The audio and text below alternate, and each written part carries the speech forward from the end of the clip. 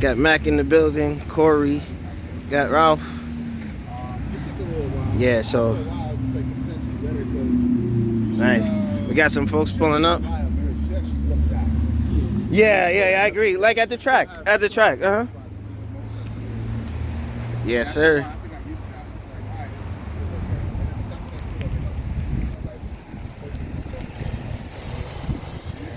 So you and Mac, I want to see the 1000s and leader bikes do their thing. Hopefully, that'll be some fun stuff. Yeah, but you know, BMW with that second gear detune, it's like they're gimping it. But I know the track version of this, it's like full send, but it's also 50 grand. Yeah, because you're running 46 in the rear. Like, it's like constantly, like, you know. Might be able to get away with second? That's a lot. Even in third with that gearing, it's extremely aggressive, you know, so. Second and 60, I'm already at 6,500 RPM. Yeah, damn, man. That's a lot of RPM, bro. You know? But, hey, right, Mac? It's all about learning your gearing, learning your distances. I'm in my final form of gearing right now. I tried 1638, tried 1639. 38 is good for the top end, but like somewhere like in the 40s.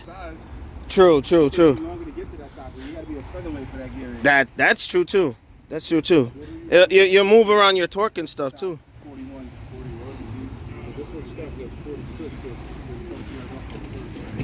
Yeah, I'm surprised that BMW did. You're gonna have to manage it either way. Yeah, his is gonna be twitchy as hell. Like 46, I think it's stock with BMW, right?